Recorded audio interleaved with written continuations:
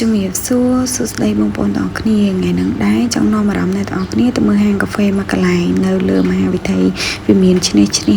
អញនិយាយបានថានៅខាងរៀងជាក្រុងបន្តិចអ្នកទាំងអស់គ្នាប៉ុន្តែធានាថាអ្នកទាំងអស់គ្នាទៅគឺពិតជាមិនខកបំណងទេហើយថ្ងៃនេះដែរដោយសារតែខ្ញុំមានកិច្ចការទៅខាងនោះអញ្ចឹងទៅខ្ញុំក៏នឹកឃើញឈានចូលលេងអញ្ចឹងដោយសារតែខានទៅយូរអញ្ចឹងណាអ្នកទាំងអស់គ្នាចាហ្នឹងហើយពេលដែលចូលទៅដល់គឺដោយសារវាជារដូវកាលគ្រីស្មាស់ដែរអញ្ចឹងទៅក៏គេតាំងដេកូបែបជាលក្ខណៈគ្រីស្មាស់អ្នកទាំងអស់គ្នាហើយមានកន្លែងជាច្រើនដែលអាចធ្វើឲ្យយើងថតរូបថតអីបានអញ្ចឹងណាអ្នកទាំងអស់គ្នានិយាយទៅខ្ញុំទៅតាំងពីព្រឹកប៉ុន្តែដោយសារតែពេលព្រឹកហ្នឹងរៀងឃ្លានបាយអញ្ចឹងក៏ញ៉ាំបាយហើយទៅដើរថតវីដេអូតាមក្រោយអញ្ចឹងវារៀងថ្ងៃបន្តិចអញ្ចឹងណាអញ្ចឹងនៅពេលដែលអ្នកទាំងអស់គ្នាចូលទៅគឺឃើញគេដេកូបែបគ្រីស្មាស់ហ្មងហើយយើងអាច order អីញ៉ាំនៅនឹងបានមានដូចជា drink មានបាយ pizza អីចឹងណាអ្នកទាំងអស់គ្នាហើយពេលហ្នឹងដែរចានេះគឺថតពីមុខហាងឲ្យមើលសិនចឹងណាអ្នកទាំងអស់គ្នាហើយបន្ទាប់មកទៀតគឺយើងដើរចូលទៅខាងក្នុងអានេះគឺនៅខាងក្រៅនៅឡើយអញ្ចឹងទៅឃើញដេកូបែបគ្រីស្មាស់ដូចអ្នកទាំងអស់គ្នាឃើញអញ្ចឹងធម្មតាគ្រីស្មាស់គឺមានសាន់តាមានអីអញ្ចឹងណាអ្នកទាំងអស់គ្នាហ្នឹងហើយសំខាន់ជាងគេគឺសាន់តានឹងតែម្ដងចាហើយគេមានដេកូបែបជាលក្ខណៈដើមឈើបែបនេះមើលទៅត្រជាក់ត្រជុំណាហើយដើមឈើទាំងអស់ហ្នឹងគឺមានតាមឈ្មោះអូខេអ្នកខ្លះគឺមានអាយុកាលដល់ទៅ200ឆ្នាំអីថែមទៀតដល់អ្នកទាំងអស់គ្នាអញ្ចឹងនិយាយត្រង់ទៅមានកន្លែងជាច្រើនដែលអ្នកទាំងអស់គ្នាអាចថតរូបថតអីបែបស្អាតកន្លែងនេះដូចជាសួនគេអញ្ចឹងគឺមានតាំងពីម្រះព្រៅម្ទេសមានតាំងពីជីអីទៀតណាអ្នកទាំងអស់គ្នាគេដាំដេកូនៅហ្នឹងអញ្ចឹងហើយមិត្តភក្តិខ្ញុំនេះគឺគាត់ចង់ថតរូបដោយសារថ្ងៃដែលខ្ញុំទៅហ្នឹងគឺទៅ3នាក់អញ្ចឹងណាអ្នកទាំងអស់គ្នាមិត្តភក្តិខ្ញុំហើយនឹងក្មួយខ្ញុំមួយទៀតហើយនេះមានតាំងពីស្លឹកកភ្លូស្លឹកអីមិត្តភក្តិខ្ញុំតែដោយសារតែអត់ឃើញផ្លែអត់ដែលឃើញអញ្ចឹងទៅក៏ខ្ញុំឆ្លៀតថតឲ្យពុកម៉ែបងប្អូនមើលបន្តិចចឹងទៅហើយនិយាយទៅគេមានជីមានអីសើគ្រប់មុខហើយកន្លែងនេះដែរគឺសាន់តានិយាយទៅអាចឲ្យយើងថតរូបបានប៉ុន្តែបើសិនបងប្អូនថតពេលព្រឹកវាអាចត្រជាក់និងស្អាតចឹងណាដោយសារពេលថ្ងៃកន្លែងហ្នឹងវារៀងក្តៅដោយសារដើមឈើថ្ងៃរៀងច្រែអញ្ចឹងណាអ្នកទាំងអស់គ្នាហើយអ្នកទាំងអស់គ្នាឃើញអញ្ចឹងគឺទីតាំងស្អាតមែនតើហើយរបៀបដេកូគេក៏ស្អាតដែរនេះខ្ញុំអត់បានដើរជុំវិញទេអ្នកទាំងអស់គ្នាដោយសារតែរៀងប្រញាប់ដែរហើយនេះគឺគេមានដាក់សត្វចិញ្ចឹមសម្រាប់ឲ្យមើលដែរអញ្ចឹងមានសត្វច្រើនប្រភេទអានេះគឺគេហៅថាកំប្រុកអញ្ចឹងណាអ្នកទាំងអស់គ្នាឲ្យដូចជាគេដាក់2 3ដែរហើយបន្ទាប់មកគឺដោយសារឃើញមនុស្សច្រើនអញ្ចឹងទៅគេចូលទៅក្នុងរូមគេសម្រាប់ដេកវិញអញ្ចឹងណាតែដោយសារចូលអត់ផុតទេសាររូមហ្នឹងគឺ2អ្នកទាំងអស់គ្នានៅក្នុងហ្នឹងនេះមានមួយនេះកំពុងអាតក្បាលចេញអាមួយមិញគឺ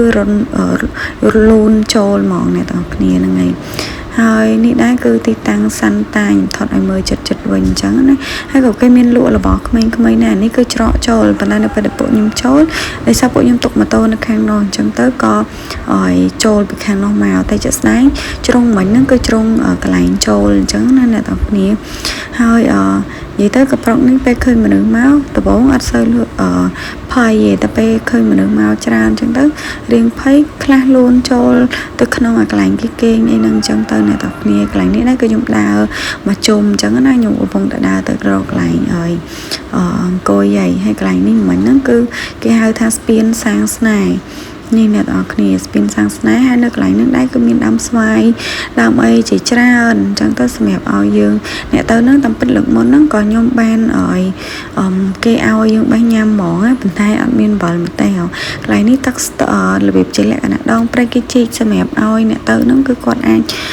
ទូកលេងកំសាន្តអីអញ្ចឹងណាទូកគេមានច្រើនចម្រុះច្រើនពណ៌តិចហ្នឹងមានអ្នកជីឲ្យមើលឯអ្នកទាំងគ្នាហើយនេះគឺនៅជុំវិញហ្នឹងអញ្ចឹងណាអ្នកទាំងគ្នាទីធ្លាគេគឺធំមែនតើសម្រាប់អ្នកដែលចង់ធ្វើដំណើរកំសាន្តអីចឹងមិនទៅណាឆ្ងាយទេអាចទៅកន្លែងហ្នឹងក៏បានដែរចង់ថតរូបចង់ត្រូវការអីញ៉ាំនិយាយទៅគឺមានទាំងអស់ហ្មងមានតាំងពីបុកល្ហុងនំបញ្ចុកបាយអីហ្នឹងគឺមានទាំងអស់ហ្មងអ្នកទាំងអស់គ្នាអាចទៅដល់កន្លែងហ្នឹងគឺមានម៉ាស្សាតហ្មងអញ្ចឹងណាហើយនេះគឺដំបូងឡើយគឺគិតថាដើរទៅដើម្បីថតរូបអញ្ចឹងណាថតនៅកន្លែងសាន់តាប៉ុន្តែជាក់ស្ដែងគឺថ្ងៃក្តៅមែនតើអញ្ចឹងទៅឲ្យមិត្តភក្តិខ្ញុំគឺគាត់អត់ថតទេគឺថតតែខ្ញុំទេហើយនេះគឺសัตว์បកគួយអ្នកទាំងអស់គ្នារៀងច្រើនដែរអញ្ចឹងណានិយាយទៅគេដាក់មកត្រង់ហ្នឹងច្រើនហើយមានដូចជារៀងធំដែរនោះធំមកទៅខ្ញុំក៏អត់សូវហ៊ានហ្មងណាអ្នកទាំងអស់គ្នាតែបើតែនៅក្នុងត្រង់ប៉ុន្តែកញ្ចក់វារៀងនេះដែរហ ហើយនេះគឺគេតុបតែងដេកស្អាតមែនតើហើយបន្ទាប់មកទៀតគឺចាឲ្យក្មួយខ្ញុំជាមួយនឹងមាត់ភ័ក្ដិខ្ញុំហ្នឹងគឺគេជិះទូកដើរលេងនៅតាមដងព្រែកហ្នឹងអញ្ចឹងណាលក្ខណៈព្រែកខ្ញុំមិនដឹងថាហៅមិនឲ្យត្រូវណាគ្នាហើយអ្នកជិះទូកហ្នឹងគឺថាអត់សូវឲ្យចេះអុំទូកទេប៉ុន្តែចង់ជិះអញ្ចឹងណាអញ្ចឹងទៅខ្ញុំថាជិះសាកទៅប៉ុន្តែខ្ញុំអត់ជិះទេដោយសារអីទូកហ្នឹងវាអត់ធ្ងន់វារៀងស្រាលអញ្ចឹងវាផ្អៀងទៅផ្អៀងមកខ្ញុំខ្លាចធ្លាក់ទឹកអញ្ចឹងណាអ្នកទាំងអស់គ្នាអញ្ចឹងទៅខ្ញុំអត់ហ៊ានជិះទេខ្ញុំគាត់ថាគាត់ជិះពីអ្នកហ្នឹងទៅខ្ញុំអ្នកថតឲ្យអញ្ចឹងណាហើយបន្តមកទៀតក៏ខ្ញុំបានថតជាវីដេអូទៅជិះអត់ទៅណាអ្នកគ្នាសារអត់ចេះអុំមកអញ្ចឹងមកទៅមកមកអញ្ចឹងណាហើយវីដេអូនេះចាក់ស្ដែងគឺយូរដែរអ្នកទាំងគ្នាចូលជាងប្រហែលជា2អាទិត្យហើយតាំងពីយើងអត់ទាន់មានសង្គ្រាមអញ្ចឹងហើយដោយសារយើងមានសង្គ្រាមទៅខ្ញុំនេះគឺអត់មានអារម្មណ៍កាត់តហ្មងអ្នកទាំងគ្នាហើយដល់ពេលអញ្ចឹងទៅទុករៀងយូរហើយគិតថាអ្នកទាំងគ្នាក៏ចាំមើលវីដេអូខ្ញុំដែរដោយសារតែខ្ញុំខានធ្វើយូរអញ្ចឹងណាអ្នកទាំងគ្នាខ្ញុំក៏គិតថាយកមកកាត់ទៅពីព្រោះថាបើយើងអត់កាត់ទុកចោលយូរក៏វា channel វាអត់សូវបានengagement អីដែរអញ្ចឹងណាអញ្ចឹងទៅក៏ខ្ញុំយកមកកាត់អញ្ចឹងទៅអ្នកគ្នាតែជាក់ស្ដែងគឺខ្ញុំនិយាយទៅខ្ញុំអត់មានអារម្មណ៍សង្ឃថាអត់មានអារម្មណ៍ធ្វើអីហ្មងអ្នកទាំងគ្នាស្បែកតែធ្វើការអីចឹងគឺបានឲ្យទៅដល់ពេលនេះទេដោយសារតែយើងត្រូវមានរៀបស្បៀងមូលនិធិជូនជនភាសាកានឹងបងកងតបដែរអញ្ចឹងណានិយាយទៅមកវឹកសង្គ្រាមនេះគឺអត់បានធ្វើអីទេពេលទាំងប្រជាជនភាសាដែលគាត់រត់ភាសាពីព្រំដែនមកទាំងអ្នករស់ស៊ីអ្នកធ្វើការអីមួយចំនួនគឺមានអារម្មណ៍ថា stress ផងមានអារម្មណ៍ថាព្រួយបារម្ភផងពីព្រោះថាធម្មតាអ្នកទាំងគ្នាស្រុកទេសមានសង្គ្រាមគ្មានប្រជាជនណាដែលគេសប្បាយចិត្តទេអញ្ចឹងទៅបើយើងផុសពីភាពអ៊ូអរពេកក៏វាអត់កើតដែរអ្នកទាំងគ្នាពីព្រោះថាពួកយើងសតែមានបេះដូងជាខ្មែរអញ្ចឹងយើងពិតជាព្រួយបារម្ភពីគ្នាខ្លាំងមែនតើអញ្ចឹងទៅពីខ្ញុំទៅគឺអ្នកទាំងអស់គ្នារបៀបថាអត់មានអារម្មណ៍ថាធ្វើអីទេសូម្បីតែវីដេអូនេះយកមកកាត់នេះឡើងច្រើនដងឲ្យតែទីងវីដេអូមកកាត់មានអារម្មណ៍ថាគឺអត់ចង់ធ្វើអីហ្មងអ្នកទាំងអស់គ្នាប៉ុន្តែថ្ងៃហ្នឹងដែរគឺខ្ញុំសម្រេចចិត្តថាខ្ញុំត្រូវតែយកវីដេអូហ្នឹងមកកាត់ឲ្យបានអ្នកទាំងអស់គ្នាដើម្បីផុសនៅក្នុង channel អញ្ចឹងណាហើយខ្ញុំក៏មានវីដេអូទៅរៀបចំមួយទីអីផ្សេងដែរប៉ុន្តែខ្ញុំចាំផុសនៅវីដេអូបន្ទាប់អញ្ចឹងណាអ្នកទាំងអស់គ្នាហ្នឹងហើយអញ្ចឹងទៅត្រឡប់មកវីដេអូយើងវិញគឺថាអត់មានតាណាឆ្ងាយទេអ្នកទាំងគ្នាណាអ៊ំទូកនៅឯសាចវាមានតែមួយហើយអង្គុយបែរខ្នងទៀតគឺថាទៅមកវិលជុំនៅនឹងហ្មងអញ្ចឹងណាអ្នកគ្នាអ៊ំយូរដែរចង់10នាទី15នាទីតែអត់តាណាទេនៅវិលតរ៉ាសារអត់ចេះអ៊ំមកហើយខ្ញុំថាបានហើយចូលទៅគេថាអត់ទេចង់នៅតិចទៀតអញ្ចឹងណាចាហ្នឹងហើយអ្នកទាំងអស់គ្នាអ៊ំទូកចុះឡើងនៅតតែដោយសារតែក្មួយរបស់ខ្ញុំហ្នឹងគាត់មិនអ្នកតលេទេអ្នកទាំងអស់គ្នាហើយមិត្តភក្តិរបស់ខ្ញុំហ្នឹងក៏គាត់មិនអ្នកតលេដែរគាត់អ្នកកំពុងស្ពើហើយពីខ្ញុំទៅដោយសារតែខ្ញុំជាកូនអ្នកតលេស្រាប់អ្នកទាំងអស់គ្នាអញ្ចឹងរឿងជិះទូករឿងទឹករឿងអីហ្នឹងគឺមិនមែនថាវាជាជំនាញខ្ញុំទេប៉ុន្តែខ្ញុំនៅជាមួយវាតាំងទូចអញ្ចឹងខ្ញុំអត់សូវចង់ទេតែគ្រាន់ថាបើសិនជាឲ្យថតរូបថតអីអញ្ចឹងអាហ្នឹងខ្ញុំអាចចង់ថតតែថាឲ្យជិះទូកដូចជាអត់ទេអ្នកទាំងអស់គ្នានិយាយទៅ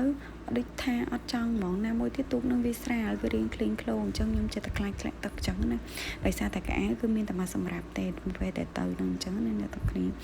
ហើយគេមិនមែនមានតែទូកនឹងសម្រាប់ជិះទេអ្នកទាំងគ្នាគេមានតាំងពីធាក់កង់ជាមួយនឹងទាហើយនឹងមួយពណ៌ក្រហមនោះដែរអញ្ចឹងណាទូកជីកពណ៌ក្រហមនោះអ្នកទាំងគ្នា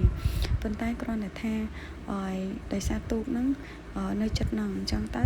ក៏ចង់ជិះទូកវិញអញ្ចឹងណាអ្នកទាំងគ្នាណាមួយអត់សូវចេះធាក់ទៀតហើយដល់ពេលអញ្ចឹងទៅក៏ជិះទូកនឹងវិញទៅអ្នកទាំងគ្នាហើយអ៊ំចុះឡើងអត់មានតាណារួចក្រៅពីមកវងហ្នឹងទេអ្នកទាំងគ្នាអើយអ្នកអត់ចេះអ៊ំហើយប៉ះអ្នកអត់ចេះអ៊ំទៀតគឺថាវល់នៅហ្នឹងឯងហើយសម្រាប់ខ្ញុំនៅមានវីដេអូច្រើនទៀតអ្នកទាំងគ្នាវីដេអូទៅមូលនិធិអីផ្សេងអញ្ចឹងណាដោយសារពេលខ្ញុំទៅហ្នឹងគឺខ្ញុំបានថតច្រើនដែរនិយាយទៅខ្ញុំពេលទៅមូលនិធិហ្នឹងគឺខ្ញុំស្រឡាញ់ទឹកចិត្តខ្មែរមែនតើហ្មងអ្នកទាំងគ្នាគឺថាពួកគាត់ជួយគ្នាមែនតើហ្មងនិយាយទៅក្មេងៗអីអ្នកខ្លះអីដូចទៅឡើងដល់ទីភ្លឺអីអ្នកទាំងគ្នាមិនមែនថាហេតុអីបើនៅយូរម៉ែអ្នកទាំងគ្នាដោយសារតែពេលខ្លះឡានគាត់ត្រូវចេញដឹកស្បៀងដឹកអីទៅ ចឹងហើយយើងត្រូវខ្ចប់ដើម្បីឲ្យគ្រប់ចំនួនអាចចេញឡានបានចឹងណាអញ្ចឹងទៅបានជាពួកយើងតែងតែនៅដល់យប់ជ្រៅអីចឹងទៅណាមួយនៅពេលថ្ងៃអាចថាមានមនុស្សរៀងទៅជួយច្រើនប៉ុន្តែនៅពេលដែលយប់ពួកគាត់ក៏ត្រូវការសម្រាប់ដែរអញ្ចឹងអ្នកដែលគាត់អាចនៅបានក៏គាត់នៅចឹងទៅចឹងដោយសារខ្ញុំអាចនៅបានអញ្ចឹងខ្ញុំក៏នៅទៅអ្នកទាំងអស់គ្នាហើយនិយាយទៅថ្ងៃដែលខ្ញុំទៅហ្នឹងគឺគេបានផ្ទុះអាវុធរួចម្ដងមកហើយបន្ទាប់មកនៅពេលថ្ងៃអ្នកទាំងអស់គ្នាប៉ុន្តែស្អែកឡើងគឺវាជាការឈ្លានពានហ្មងអ្នកទាំងអស់គ្នាមិនមែនត្រឹមតែបន្ទាត់ព្រំដែននេះគឺនៅតាមតំបន់ជនស៊ីវិលដូចជានៅប៉ោយប៉ែតនៅអីនិយាយទៅគឺបណ្ដាប្រទេសដែល Finally arrival here